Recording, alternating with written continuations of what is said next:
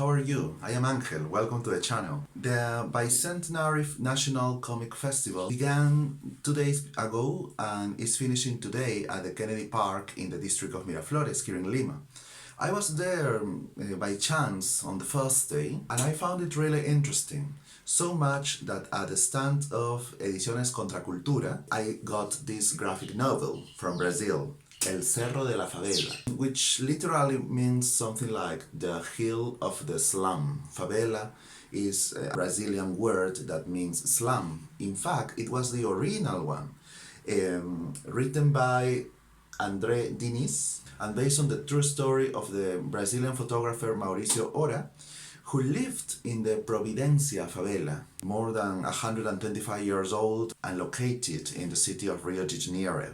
With 64 pages and a hardcover, this graphic novel in a comic format has an intense black and white aesthetic and tells us about the day-to-day life of the favelados, or the people who live in those slums called favelas in Brazil. People who are real people, of course, that sometimes tend to be dehumanized or treated uniformly as those people. I have seen that in many sites on the internet. It follows a comic format, as I have said, but from time to time the novel stops and there are some thoughts or testimonies, very real, very sincere, which try to maintain some objectivity without romanticizing the reality of the favelas, full of the difficulties that we imagine and, as in my personal case, we have also experienced partially.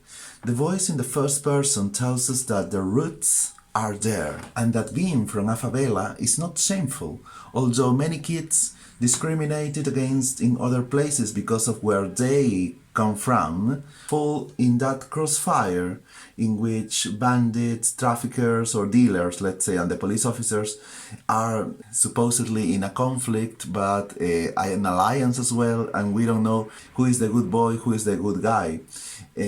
However, for all those social problems on the surface, he says, when you meet people, it's different. It is that this book is a cauldron of emotions that range from tenderness, injustice, impotence, corruption, poverty, authoritarianism, solidarity, degradation, and, despite everything, hope. Hope for an individual? Yeah? Can a camera save him from that fate? Can it help him help his community instead of being just another number in the statistics? And I think there is also hope for the population of the Providencia favela.